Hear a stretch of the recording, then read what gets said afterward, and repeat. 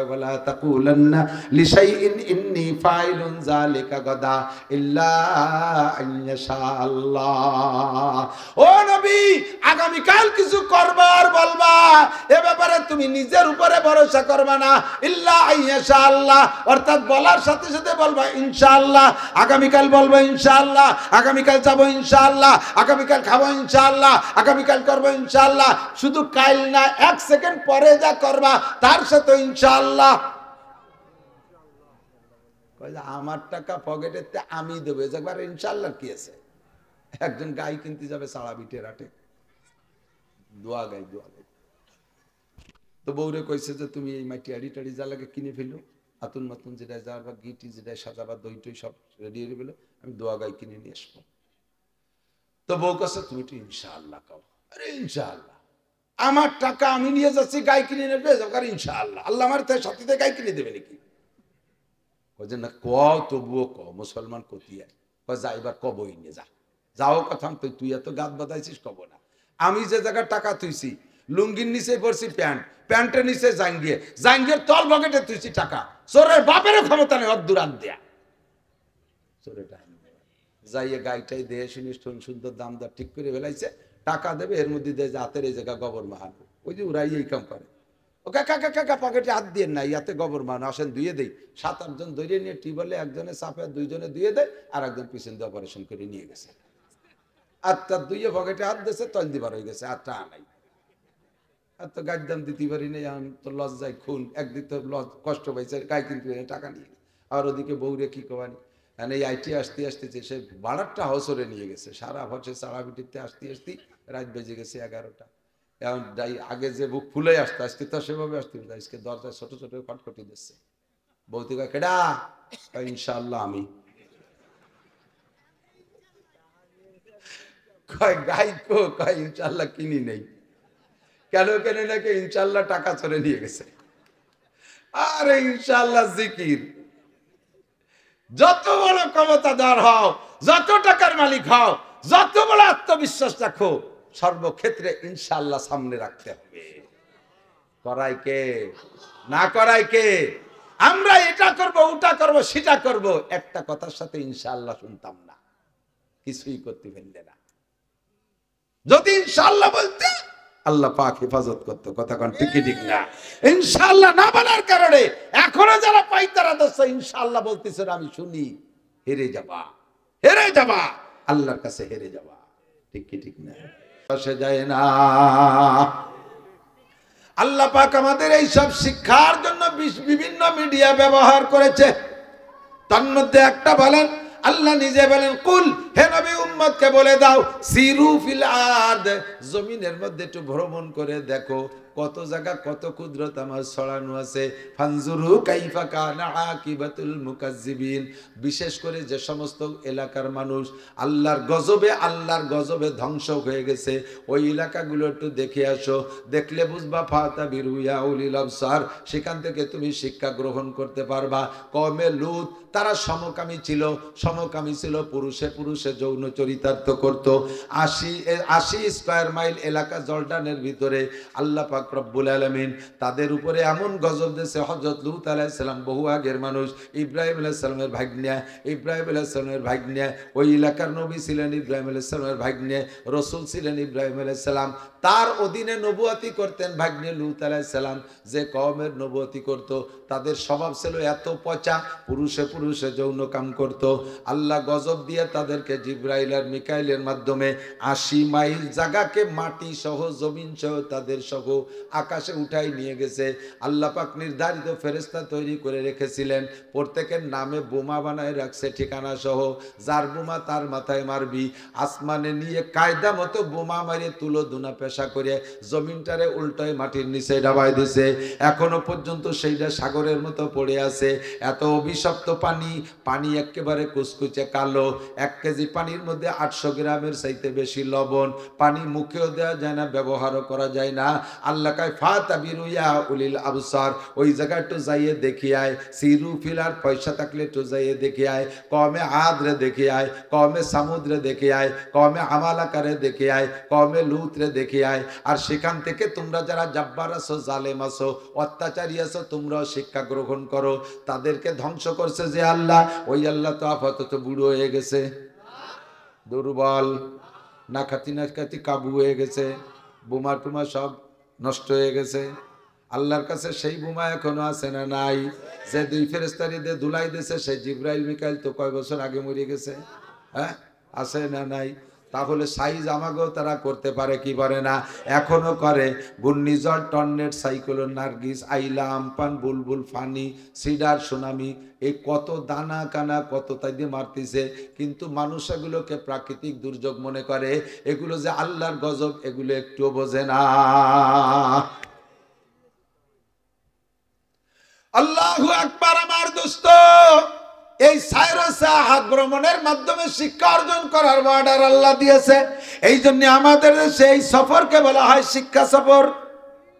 আছে না শিক্ষা সফর? Primary, high school, college, KG, kindergarten, বিশ্ববিদ্যালয়, মসজিদ, মাদ্রাসা। তুই আজ বুঝবি না, আগে এসে জায়গা তখন রবি চলিছিস।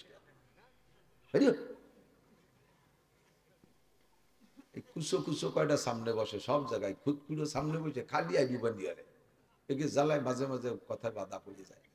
মুরব্বীরা সব বসবে ভাষে, আর এই খুদকুড়ো কয়টা সামনে বসে। আল্লাহু আকবার। সারা দেশে শিক্ষা সফর এখনই চলতেছে। পর্যটন বাহিনী বিভিন্ন পয়েন্টে জয়েন্টে যায়, যে শিক্ষা সফরে যায়, পার্কে যায়, কক্সবাজার যায়, কুয়াকাটা যায়। পয়সা থাকলে আরো উন্নত দেশের বিভিন্ন পয়েন্টে যায়, যে লক্ষ লক্ষ কোটি কোটি টাকা খরচ করে। বাংলাদেশের এমন এমন শিক্ষা সফর পার্টির খবর আমি জানি, আস্ত বিমানেরটা ভাড়া করে পৃথিবীর এই পাশ থেকে ওই দিয়ে ঘুরে বেরোয় চলে আসে। আল্লাহু আকবার। তাদের এই শিক্ষা সফরের সফর সূচির মধ্যে আছে সিঙ্গাপুর, আছে তাদের মালয়েশিয়া, আছে তাদের সফরের ভিতরে ভারতের বোম্বাই আছে, তারপরেও পাশে যে কি বলা হয় লন্ডন আছে, আরো দূরে দূরে যত কানাডা মানাডা যত উন্নত দেশ, ওই সমস্ত জায়গায় যত নোংরা পাড়া আছে, সেই নোংরা পাড়া দিয়ে তাদের সময় কাটায় আসে। তাদের সফর সূচির মধ্যে মক্কা আর মদিনা খুঁজে পাওয়া যায় না, ঠিক না? আমার দেশের স্কুল কলেজ ইউনিভার্সিটি ওয়ালারাও শিক্ষা সফরে যায়। কোন জায়গা যায়? ভাটিবেড়ার মোড়ে একবার নামছি, দেখি গোপালগঞ্জের এক অফিসার স্টাফ 25 জন একটা ছোট বাস ভাড়া করছে, সুন্দর একটা বাস ভাড়া করে উন্ডা যাবে সফরে। ওই জায়গা নামছে আমার পরিচিত, তার ভিতরে কয়েকজন আছে। সালাম কালাম করে বললাম কোন জায়গা যাবেন? কয় একটু শিক্ষা সফরে যাব। কয়জন যাবেন? 25 জন। 25 জন কেডা কেডা কেমন? কয় 20 জন আমরা আছি অমক অমক, আর 5 জন আছে আমাদের হিন্দু। বললাম যাবেন কোন দিক? কয় রবি ঠাকুরের মাজার জিয়ারত করতে। 20 জন মুসলমান, 5 জন হিন্দুর কাছে বায়াত হয়ে রবি ঠাকুরের মাজার জিয়ারত করতে যাও শিক্ষা সফর। ও জায়গা কি কসু আছে? আরে রবীন্দ্রনাথ ঠাকুর চলাফেরা করতো যে নৌকায়, সেই সাম্পান আছে কাঠের বানানো, তা বজরা হয়ে গেছে। উনি যে পালকিতে চলতো সেই পালকি আছে। আমি বারবার যে দেখছি ওই এলাকায় মাহফিল হয়, মাহফিলের কারণে মাহফিলের সময় চোখে বাইতে যাই, তাই দেখি। একটা পয়সা খরচ করে জিন্দেগিতে যাই নাই। 5 জন হিন্দুর কারণে 20 জন মুসলমান রবি ঠাকুরের ওখানে যাও, লালন শাহর মাজারে যাও। কেন 20 জন মুসলমান 5 জন হিন্দু রেনিয়া গহরডাঙ্গা শামসুল হক রহমতুল্লাহ আলাইহি মুজাহিদে আজম সদর সাহেবের কবর জিয়ারত করতে যাইতে পারো না? হাটাজারি মাদ্রাসা দেখাইতে নিতে পারো না? পটিয়া মাদ্রাসা দেখাইতে নিতে পারো না? আরে সরমুনেশ্বরের পর তো পিকনিক করা যায়, সরমুনার পীর সাহেবের কবরটা জিয়ারত করে সুন্দর মাদ্রাসা দেখে সে জায়গায় রান্না বান্না করে খাইয়ে আসতে পারো না? 5 জন হিন্দুর কাছে 20 জন মুসলমান ধরা খাইছো, এই কারণে মুসলমান পতনের দিকে যাইতে আসো। পটুয়াখালী মাহফিলে গেছি, আজকে রাত বড় হবে কিন্তু ইনশাআল্লাহ 1 ঘন্টা পরে মোনাজাত।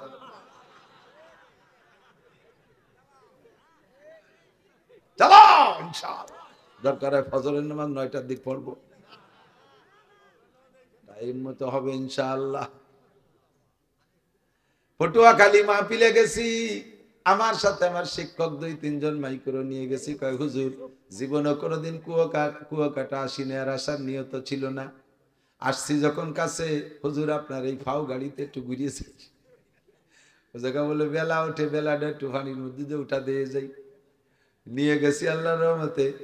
আল্লাহু আকবার। যার পথে এখন ওই যে সুন্দর যে ব্রিজটা হয়েছে লেবুখালী ব্রিজ, তখনও ফেরি, ফেরিতে উঠছি রাত 2টার দিক, কুয়াশা ধুমসা কুয়াশা।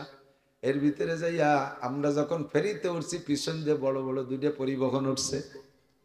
পরিবহন উঠার পরে 1-2 মিনিটের ভিতরে দেখি পরিবহনে ফেরির উপরে কিয়ামত শুরু হয়ে গেছে। ধুম ধাড়াক্কা যেন বোমা মারতিছে। এই যে কি শব্দ, মানুষের গলার আওয়াজ আর লাফালাফি দাপাদাপির আওয়াজ, আমার তো পরাণ খাউলিয়ে গেছে। আল্লাহ কি না জানি, ডাকাতি ধরলো নাকি নাকি কি দেখি মারামারি হলো নাকি দেখি হলো। আমি বললাম যে গিলাস খুলিস নে, দরজা লক করে দে। ভিতরের থেকে জালনার ফাঁক দিয়ে দেখতেছি না মারামারিও না ডাকাতিও না। ওর ভিতরে যারা ছিল গাড়িতে নাইমিয়া এইভাবে গোল হয়ে দৌড়ে খালি লাফাচ্ছে, উপর দিক খালি লাফাচ্ছে। ফেরির তলা ফাটিয়ে যাওয়ার কায়দা। আমি এই সাহস করে নামলাম, মুখ বেরোনোর সাথে সাথে ওর মধ্যে লাফানো গ্রুপের ভিতরে ইউটিউবের যুক্ত, আমার শ্রোতা তো সারা বাংলাদেশ আছে। ওর মধ্যে 3-4 জন আমার চিনে ফেলাইছে, দৌড়ে আছে। কয় হুজুর আপনি কোন জায়গায়? আমি কে তোরা কোন জায়গাতে? কে কয় আমরা এক গাড়ি আইছি সাতক্ষীরাতে, আর এক গাড়ি আমাদের গাড়ি হলো ঢাকা বিশ্ববিদ্যালয় জাহাঙ্গীরনগর বিশ্ববিদ্যালয় স্টুডেন্ট আমরা। আমাদের সাথে 2 জন টিচার আছে, আর সিটে সিটে আমরা লোক আছি, অর্ধেক পুরুষ আর অর্ধেক নারী। নারী আর পুরুষ, যুবক যুবতী একসাথে বিশ্ববিদ্যালয়ের টিম। রাতের অন্ধকারে কুয়াশার মধ্যে শিক্ষা সফরে যাইতেছে। আমি বললাম মাই এগুলো জাগে আনছো? ওকে আব্বাগরা তো সাথে আসছে। যে মাইয়ে কটা আনছো? ওকে আব্বারা তো আইছে। আপন ভাই আপন মামা কারা আইছে? কয় না ওরা আমাদের গার্লস ফ্রেন্ড। ইংরেজিতে মশলা, আমরা ওদের বয়ফ্রেন্ড। গার্লস ফ্রেন্ড আর বয়ফ্রেন্ড একসাথে যাইয়া রাতের অন্ধকারে সারা রাত রাস্তায় আসছে, আল্লাহর গজব মাথায় করে আসছে। আইসে এবার ফেরির উপরে লাফাচ্ছে। আমি বললাম একটু কম লাফা, আমরা ভয় পাইছি তোকে লাভ দেখিয়ে। কয় যে হুজুর আর 3-4 মিনিট লাফাবো, এরপরে এমনি ঠান্ডা হয়ে যাবেন ইনশাআল্লাহ। ড্রাইভার কা হুজুর রাস্তা বলে যা করছে, আমি তো বারবার ভয়তে কাঁপি। কতবার যে আমার গাড়ি খালের মধ্যে চলে যাতে গিয়ে চোখে লাফের ঠেলায়, আইডু লাভ দেয়, জাকি দেয়, কি দেখি যে করে, আরো কত তাহলে তা তো আমি দেখতে পারি না। এই অতি অতি আকাম কুকাম করতে করতে এই পর্যন্ত আছে। কোনো মতে খালি আমি ডালিয়ে দিয়ে নামাতি পারলিয়ে আমিও গাড়ি থুয়ে পলায় চলে যাবো। এ নিয়ে ফিরে যাওয়া মনে হয় সম্ভব না, খোদার গজব হবে। এর নাম কি সাইরে সেয়াহাত, এর নাম কি শিক্ষা সফর। এরপরে ওই জায়গা নামাই দেওয়ার পরে 2 বসে বসে তা আল্লাহ বিল্লিয়রে জোড়া জোড়া বসে তসবি টেপে, ও জায়গা বসে সুবহানাল্লাহ আলহামদুলিল্লাহ পড়ে, ও জায়গা বসে সুরভাতে মস্ক করে, নামাজের ফরজ 13টা মস্ক করে, ও জায়গা যা করার তাই করে। এর নাম বলে শিক্ষা সফর। তুমি সারা বছর হয়তো একবার অথবা সারা জীবনে 2বার যাও কক্সবাজার কুয়াকাটা, বস্তা ভরে টাকা খরচ করে আসো, করতে যাও। আল্লাহ আমার ও জায়গা বিনা পয়সায় নেয়, আমাকে ওরা পয়সা দিয়ে নিয়ে যায়। অত্যাধুনিক যানবাহন পরিবহনে নেয়, বিমানে নেয়, হেলিকপ্টারে নেয়, দামি গাড়িতে নেয়। একটা পয়সাও খরচ করি না, সব দেখে আসছি আমি। আরো পকেট ভরে টাকা দিয়ে দেয়। ও জায়গা শিকার কি আছে সব আমি জানি।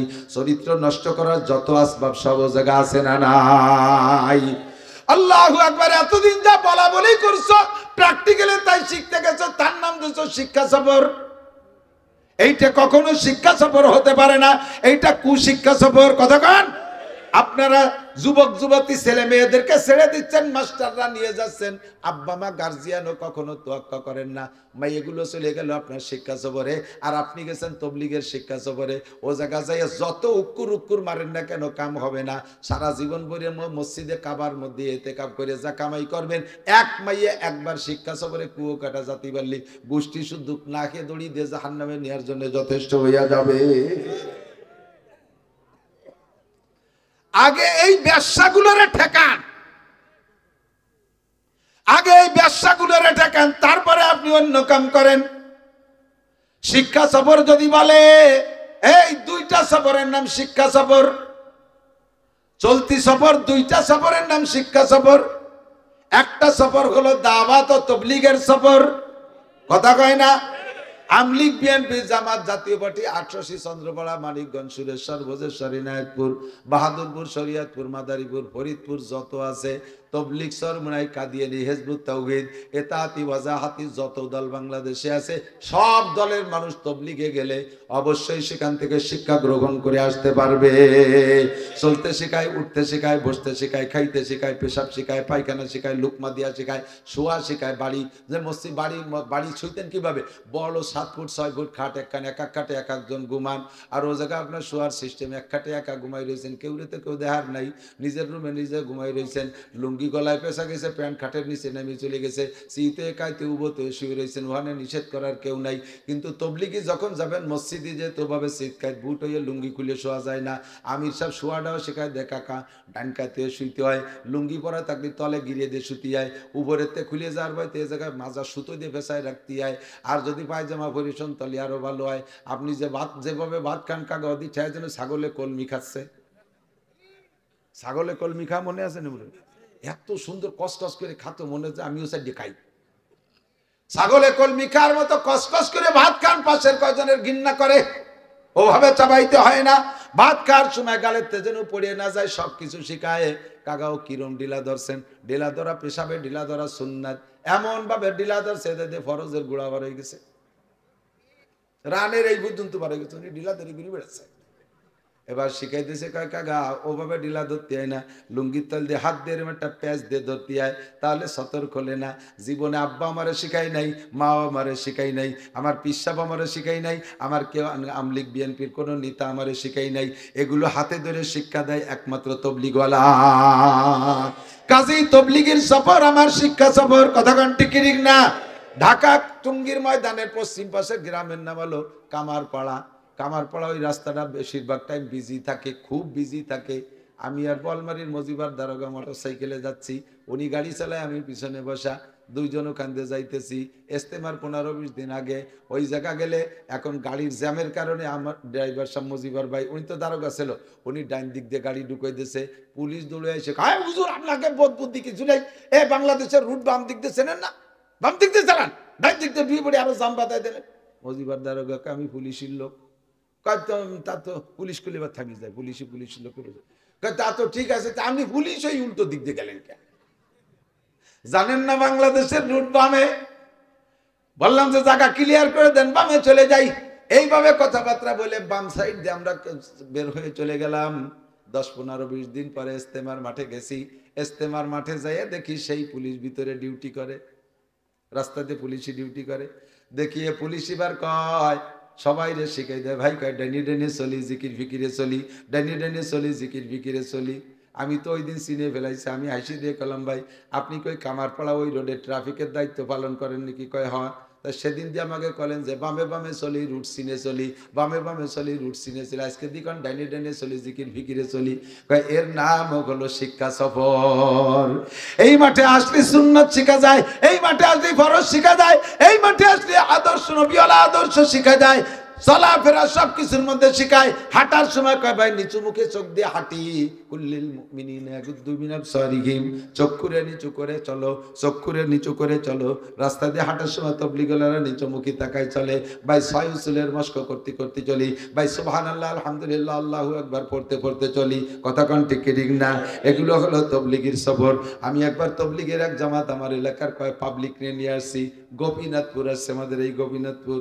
আসার পরে এমন কয়জনে নিয়ে আসছে যারা জীবনেও কোনোদিন মসজিদে যায় নাই। ওই ব্যাটিং বুডিং মাথায়, স্যান্ডেল তো পায়ে রয়েছে, ডাইরেক্ট স্যান্ডেল সহ মসজিদের মধ্যে ডুয়ে চলে গেছে। আমি কি রে মসজিদের মধ্যে? কয় আমাকে বাড়িয়ে তো পাকা জায়গা, আমি গর্ভবতীতে স্যান্ডেল পাইতে ঘুরি। বোঝা যায় যে দাতাল কোনোদিন মসজিদে যায়নি, ঠিক কিনা? মসজিদে গেলে বসতো যে মসজিদে জুতা পরে যাওয়া যায় না। এরপরে মসজিদে ভাবে হেড দেওয়ার মতো ব্যাটিংটারে খানিক দূর ভিয়ে মারিয়ে ফেলাইয়া কয় বাড়ি তুই একটু গুছা, আমি একটু পেশাব করে আসি। পেশাবখানার খোঁজ খবর নেই, এক বাড়ির দিক যাই, এই রান এতখানিক বার হই দিয়ে সাথে বিড়িয়ারটা ধরাই নিয়ে খালি মেতায় বসে রয়েছে। আমি কই ওরে আল্লাহ, এই মহল্লার মানুষ এমনি তবলিগ সই দেখতে পারে না। এরপরে যদি বাড়ির দিক বিটিকে দিক ফিরে এভাবে বসে পেশাব করে, তাহলে তো সলাই দিয়ে বড় হয়ে দাঁড়াবে না, তবলিগ করাই ছেড়ে দিবে না। আমি দৌড়ই যে গেলাম ভাই তাড়াতাড়ি বিড়িটা ফেলাও। আর এক দিক চাই তার এই গামছা লুঙ্গিটারে টাইনি টাইনি রান ডেকে দিলাম, মাথার পর একখান গামছা দিলাম, তবলিগি এটা সুরত বানাই দিলাম।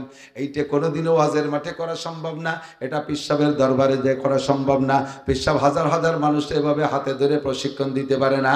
এইটা হাতে ধরে প্রশিক্ষণ দেওয়ার জায়গা একমাত্র তবলিগ জামাত। তবে তবলিগের ভিতরে যে ভাগ হয়ে গেছে, আপনারা বিবেক বিবেচনা দিয়ে কাজ করবেন। 99% না, 1999 না, লাখ 1,00,000 আলেমের ভিতরে 99,999 জন আলেম তবলিগের একদিক, আর লাখে একজন আলেম ছুটোপাটা ছুটে চলে গেছে ওই সাদ সাহেবের দিকে। দোস্তরে এই উল্টো পাল্টা তবলিগ বুঝাইয়া দেশের ভিতরে বিভ্রান্ত সৃষ্টি করেছে। ময়দানে যে মারামারি করে 6 জন মানুষকে শহীদ করে দিয়েছে, এই দাঙ্গাবাজ পার্টি কখনো সুন্নতি তবলিগওয়ালা হইতে পারে না। উলামায়ে হক্কানি তবলিগ করে আমাদের সাথে তবলিগে যাইবেন। এই খায়েরহাটি তো মাওলানা আবুল খায়ের সাহেব, খায়েরহাটের মাওলানা আবুল খায়ের সাহেব আর আমি আর মাওলানা মনির সাহেব 3 জন 20 জনের একটা জামাত নিয়ে গেছিলাম 13 সালে কিশোরগঞ্জের পাকুন্দিয়া থানা। বহুত প্রতিবন্ধী এলাকা, প্রতিরোধী এলাকা। কোন মসজিদে গেলে আমাদেরকে বের করে দেছে। কাপড়গুলো টানাইছে মসজিদের বারান্দা, বৃষ্টির মধ্যে লুঙ্গি নাড়ছে, দড়িয়ে মসজিদের সেক্রেটারি এসে দড়িটা কাটিয়ে দিয়ে লুঙ্গি কয়টা সব সহ কাপড় দিতে দড়ি দিয়ে পেঁচাইয়ে পুরীর মধ্যে ফেলাই দিছে। 118 বছর বয়স একটা আলিয়া মাদ্রাসা, ওই মাদ্রাসায় ঢুকছি। রমজান মাস ছিল, জোহরের পরে এলান হয়, জোহরের পরে এলান হয়, আসরের আগে বয়ান শেষ হয়ে যায়। যখন এলান দেয় বড় বড় প্রবীণ 70-80 বছরের মুরব্বী আলিয়া মাদ্রাসার উলামায়ে কেরাম, ওনরাও জায়গাতে নিজেরাও বেরোয় যায়, সবাই ডেকে বেরোয় নিয়ে যায়, কয় ওহাবি আইছে বসিস না। 2 দিন এভাবে বের করে নিয়ে গেছে। লাস্টের দিন দেখলাম বসছে, কারণ কি বুঝতে পারলাম পরে। একটা লোক ওই জায়গা আমলিক করে, আর আমাদের বাড়ি গোপালগঞ্জ, এই টানে টানে ওই লোকটা বসে। ওই লোকটা 2 দিন বয়ান শুনে যে চার দোকানে ওই হুজুরকে কইছে, জীবন ভরে আগে ওহাবি বলো, সত্যি যদি ওহাবি হয় তাহলে আমরা বাড়ই দাবলাই দেব। শেষের দিনের বয়ানটা একটু বসেন, একটু শোনেন কি কয়। যদি ভুল বলে তাহলে সাথে সাথে লুকমা দেবেন, যদি ভুল বলে সাথে সাথে লুকমা দেবেন। ওই লোকটা এসে আমার কানে কানে কয়, হুজুর আজকে কিন্তু বুড়ো হুজুর সব কটা বসবে, আজকে কেডা বয়ান করবে, আজকে একটু আপনি বয়ান করেন, যেমন আল্লাহ যেন ভালো বয়ান করার তৌফিক দেয়। এত সুন্দরভাবে বলছে লোকটা, এসে কান্না কান্না কণ্ঠে দোয়া কালাম পড়ে বসে গেলাম। ওই দিন সব হুজুররা বসছে, বুড়ো বুড়ো মুরব্বীরা। বসার পরে বয়ান করা শুরু করলাম। বয়ান করতে করতে করতে করতে শেষ পর্যন্ত যে কি বয়ান করছি তা বলতে গেলে 2 ঘন্টা লাগবে। যা বয়ান করছি শেষ ফিনিশিং ওয়াদা করতে বাধ্য হয়েছে, বলতে বাধ্য হয়েছে। ওই জায়গায় সব কয়জন তবলিগে 1 চিল্লা করে নাম লেখাইছে, কেউ 3 চিল্লা করে নাম লেখাইছে। এরপরে কয় আজকে ওই মসজিদে ফাজাইলে আমার তবলিগে নিসাব রাখতে দেয় নাই, আজকেই সন্ধ্যার আগে পাকুন্দে বাজার থেকে তবলিগির বই কিনে এনে এখানে রাখা হবে আর নিয়মিত পড়া হবে। ওখান থেকে চালু হয়ে গেল। আল্লাহ রহমত কন্না সুবহানাল্লাহ। উদু ইলা সাবিলি রাব্বিকা বিল হিকমা ওয়াল মাউইজাতিল হাসানা। সফর যদি বলে শিক্ষা সফর, তবলিগের সফরের নাম শিক্ষা সফর। আর একটা সফর করেছেন শিক্ষা সফর হযরত মুসা আলাইহিস সালাম আর খিজির আলাইহিস সালাতু ওয়াস সালাম। মুসা নবী একদিন 6 লক্ষ বনি ইসরাইল নিয়ে বয়ান করতেছে। উনি তো তৌরাতের হাফেজ ছিলেন, 1000 পারা তৌরাতের হাফেজ মুসা নবী আলাইহিস সালাম। 10 লক্ষ আয়াত ছিল তৌরাতে, এর হাফেজ ছিলেন মুসা নবী। বয়ান যখন করতেন একের পর এক আয়াত আসে আর বলে, একেবারে বুকে ফেনা উঠে যাইতো, বয়ানে জমজমাট। একদিন বয়ানের এই জজবার ভিতরে উম্মত একজন বলে উঠছে, ওগো আল্লাহর নবী মুসা, আল্লাহর দুনিয়ায় সবচেয়ে বড় আলেমকে? মানহু আলামু ফিদ দুনিয়া মা সাওয়াল্লাহ। আল্লাহর পরে দুনিয়ায় সবচেয়ে বড় আলেমকে? মুসা আলাইহিস সালাম ও জজবাই বলে ফেলাইছে, আনা আলামু ফিদ দুনিয়া মা সাওয়াল্লাহ। আল্লাহর পরে বর্তমান দুনিয়ায় সবচেয়ে বড় আলেম আমি। মুসা আলাইহিস সালাম। আল্লাহ পাক বলে, মুসা কথা সত্য, তবে তোমার বাচন ভঙ্গিটা আমার ভালো লাগে নাই। আবার এই কথা দিয়ে একদল আছে, একদল আমাকে মতো হুজুররা, তারা আবার আমাদেরকে কয়, মুসা নবী যদি এমন ভুল করতে পারে তাহলে আমি ভুল করলে দোষ কি? সেই ইসলামী দল বলে, আল্লাহর নবী 6টা ভুল করছে, তো আমি ভুল করলে দোষ কি? আবু বকর 9টা ভুল করছে, আমি ভুল করলে দোষ কি? মুসা নবী ভুল করছে, আমি ভুল করলে দোষ কি? ইউনূস নবী ভুল করছে, আমি ভুল করলে দোষ কি? আদম নবী জান্নাতের মধ্যে আল্লাহর কথা মানে নাই, গন্ধম খাইছে, এত বড় ভুল করছে, আমি ভুল করলে দোষ কি? এই কথা বলে তুমি দোষকে প্রতিষ্ঠিত করার চেষ্টা করতেছো।